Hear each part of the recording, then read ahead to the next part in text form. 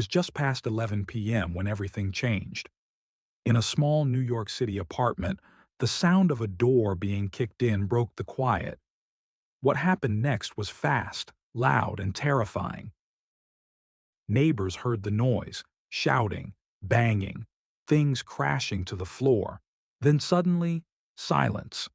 Inside that apartment, a young woman was trapped in a moment she had feared for a long time. Someone she once loved had come back, and this time, he wasn't going to walk away quietly.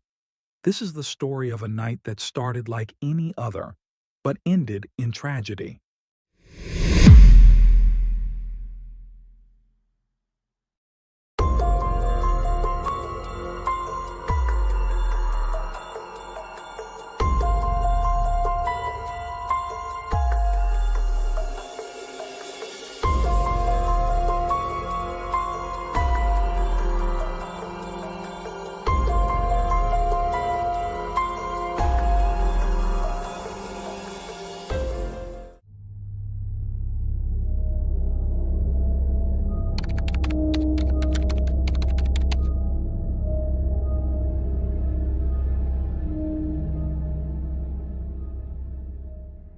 In 2015, Elena Hardy arrived in New York City, full of ambition and promise.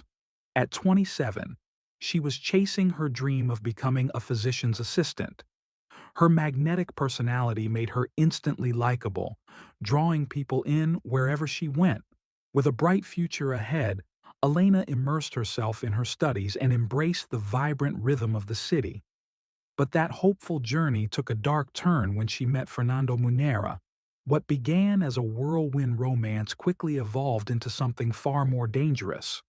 Their relationship, intense and passionate at first, soon spiraled into a toxic cycle of control, jealousy, and emotional turbulence. Friends and neighbors saw them often, walking their dog, riding his motorcycle, appearing close and inseparable. But behind those smiles was a relationship strained by volatility.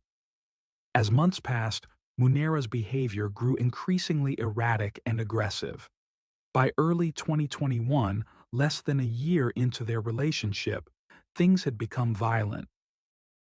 In a chilling incident, he restrained Elena in her own apartment, damaged her belongings, and seized her phone to prevent her from calling for help.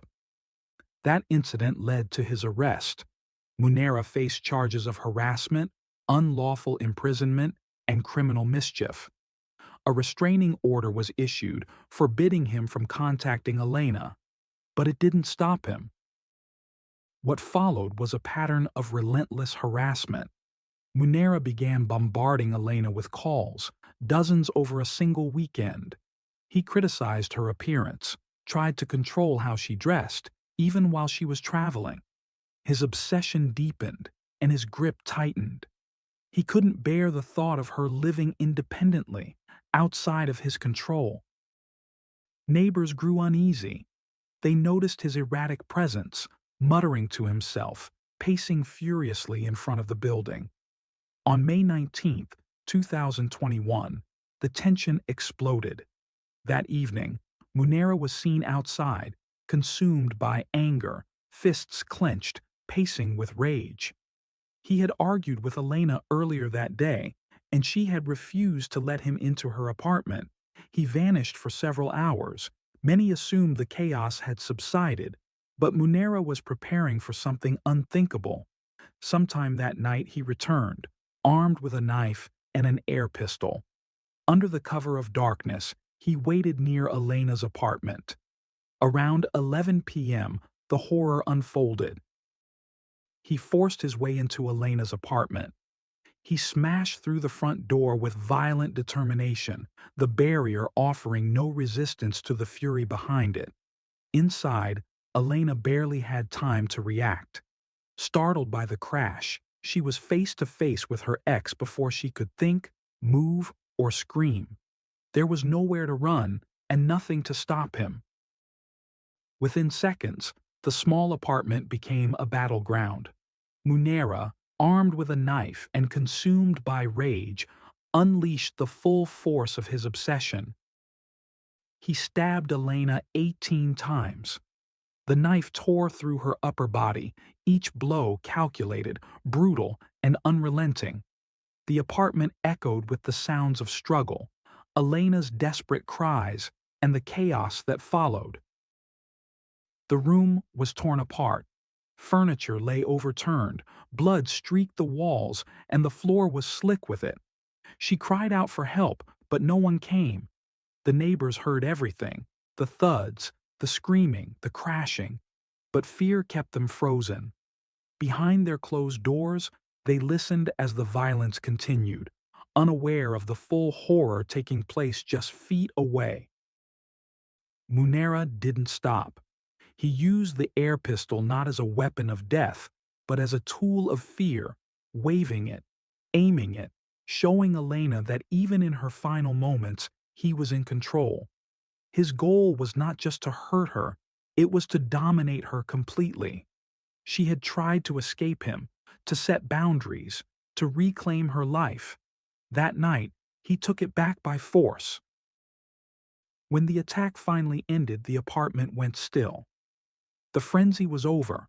Elena lay motionless, her body bearing the savage marks of the man who refused to let her go. Munera stood above her, breathing heavily, the blood still wet on his hands. There was no panic in him, no remorse, just the aftermath of a storm he had long planned. Then, without saying a word, he disappeared into the night. By the time police arrived, the damage was done. The apartment was a crime scene soaked in silence and horror. The young woman who had once lit up rooms with her energy and smile was gone. Her life had been reduced to blood on the floor and a still body in the dark. Officers found no signs of Munera. He was gone, vanished into the night like a ghost who left destruction in his wake. The manhunt began immediately. Police canvassed the area, questioned witnesses, tracked his movements. Surveillance footage from local stores and subway platforms began to fill in the gaps. One clip showed him walking briskly, still in the same blood-stained clothes, eerily calm, focused, as if the murder hadn't shaken him at all. Investigators delved into his past. What surfaced was deeply disturbing, a pattern of control, explosive tempers, and prior incidents of harassment and assault. Court records confirmed that Munera had always been volatile. Elena's death wasn't his first act of violence, it was the final one in a long line of red flags. The restraining order, a last resort, had failed her completely. Elena's family was shattered. Her mother couldn't believe that her daughter, the vibrant, funny, kind-hearted woman who had tried so hard to escape, was gone. The grief was heavy, made worse by the knowledge that Elena had done everything she could. She asked for help, she set boundaries, she took legal steps, but nothing had been enough. As news of the murder spread, New Yorkers took to the streets. Women marched in Elena's name. Vigils were held. Her story sparked a fire, one that spoke to thousands of women who had lived under the shadow of abuse. Elena's death became a symbol, a tragic reminder of how the system fails those most in need of protection. For weeks, Munera remained missing. Then came the tip. A motel outside the city. A man registered under a false name. Police moved in. They found him inside a small room, unshaven, paranoid, and hiding from the world. The arrest was quick. There was no fight left in him, just silence and the weight of what he'd done. As officers placed him in handcuffs and walked him out, there were no answers, only the echo of a question that haunted everyone who followed Elena's story. What twisted logic leads a man to murder the woman he claimed to love? There was no explanation, just a quiet ride in the back of a squad car and a life that could never be restored. At the precinct, Fernando Munera said nothing. He stared ahead, uncooperative, offering no explanation, no remorse. His silence didn't offer mystery, it confirmed it. Detectives had no confession to work with, only a chilling puzzle of obsessive behavior, digital breadcrumbs, and shattered lives. As the investigation deepened, a disturbing portrait came into focus. Munera hadn't seen Elena as a partner. He saw her as property, something to possess. And when she pulled away, when she stood her ground, he interpreted it as betrayal. In the months leading up to the trial, the evidence piled up. Witnesses had described Munera's erratic behavior in the days before the murder, pacing, muttering, fixated on Elena's apartment. Surveillance footage mapped his movements with eerie precision, tracking him from the streets to the door he eventually broke through. The forensic evidence told the rest of the story: fingerprints, DNA, and the marks left on Elena's body. No other suspects, no ambiguity. The case wasn't about who had committed the crime, but whether the system would deliver justice. The courtroom was packed on the first day of Munera's trial. Every seat was filled. The air was thick with tension, grief, fury, and the desperate hope that this time something would be made right. Elena's family sat at the front, eyes locked on the man who had taken her from them. The prosecution opened with a grim timeline, a detailed account of a man spiraling into possessive rage. They presented Munera as methodical, not impulsive.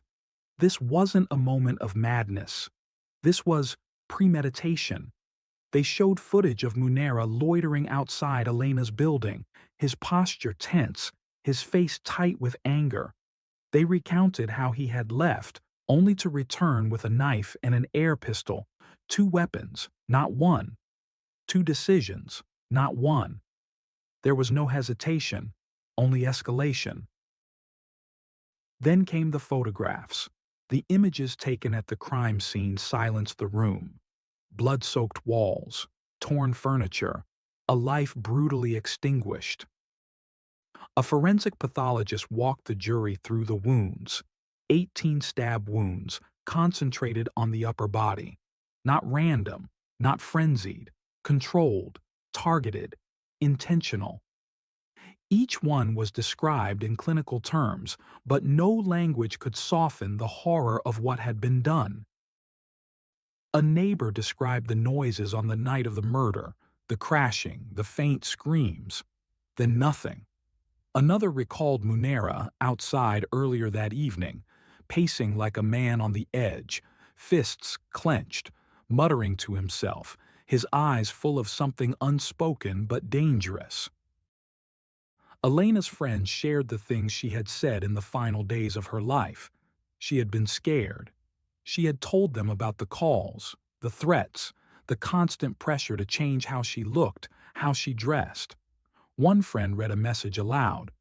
"I'm scared of what he might do, but I don't know how to make him stop." It landed like a blow. The room fell silent. There were tears.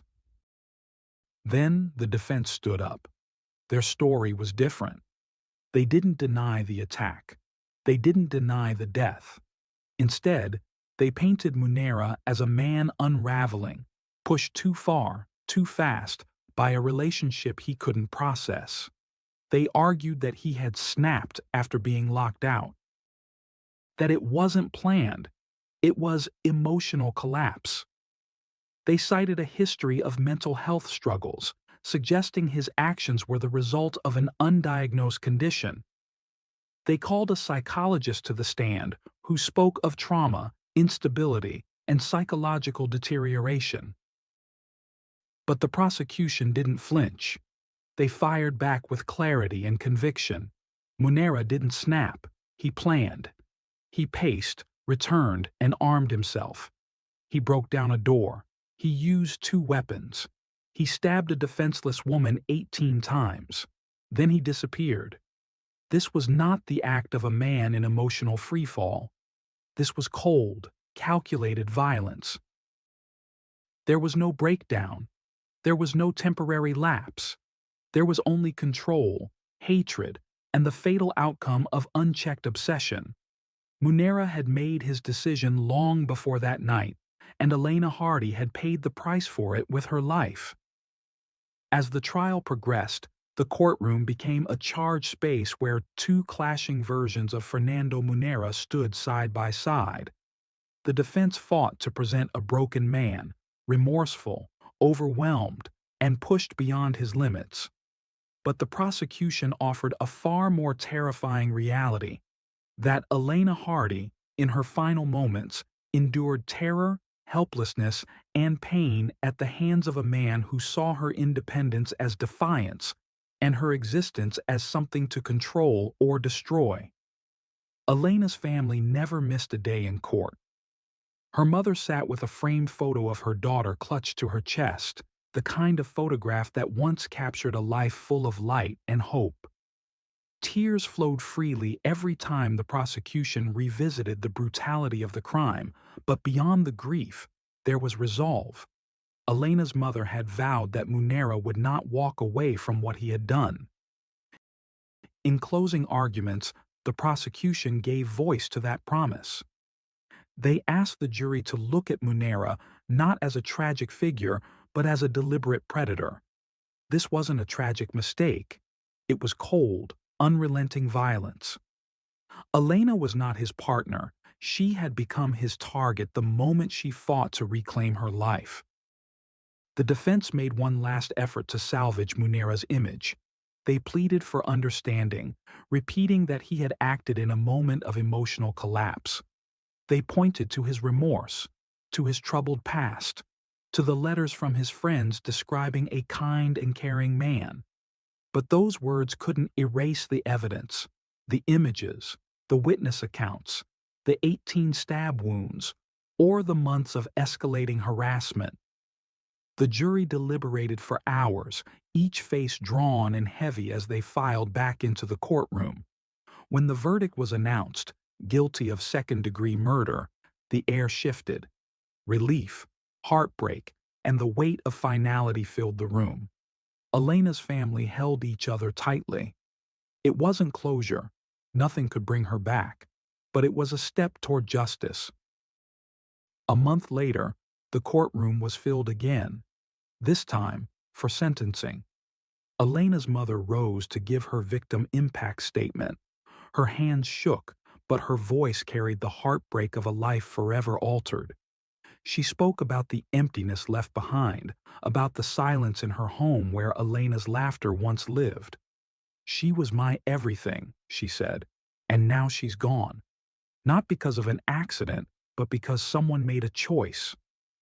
The prosecution laid out the case again, this time focusing on consequences. They argued for the maximum sentence. They emphasized the calculated nature of the crime, how Munera had ignored the restraining order, how the violence had built steadily, and how the law must not take lightly the loss of a young woman's life. The defense responded with what little they had left. They tried to appeal to compassion. Then Munera spoke. He stood slowly, pale and visibly shaken. Facing Elena's family, he mumbled an apology, quiet, strained, almost inaudible. "I'm sorry," he said. "I never meant for this to happen." But the room stayed silent. For those who had lived through the trauma of Elena's loss, words couldn't fix what he'd shattered. The pain was too deep, the apology far too late. The judge delivered the sentence with solemn clarity. Munera was sentenced to 40 years to life in prison. The courtroom stayed quiet as the verdict sank in. Elena's family clung to one another, tears falling freely. It was not victory. It was not healing. But it was justice. Something to hold on to in the face of immeasurable loss. As Munera was led away in handcuffs, his fate sealed, the courtroom began to empty. But Elena's legacy was just beginning to grow. Her murder sparked something bigger, a renewed call to action. Her family, refusing to let her death be the end of her story, became advocates against domestic violence. They partnered with local organizations, launched awareness campaigns, and hosted events to educate others about the signs of abuse and the danger of ignoring red flags. The restraining order Elena had taken out, ignored, violated, and ultimately useless, became a symbol of how the system had failed her. Activists used her story as a rallying cry, urging lawmakers to strengthen protections for victims and enforce them with real consequences. Elena's friends spoke often about the woman she was. They remembered her laughter, her determination, her dreams of becoming a physician's assistant. She was kind, ambitious, and full of life. They made sure that when people spoke her name, they didn't only remember how she died, but who she truly was. In the end, Elena Hardy's story became more than a headline. It became a movement, a reminder, a warning, and a reason to fight harder for those who are still living in fear.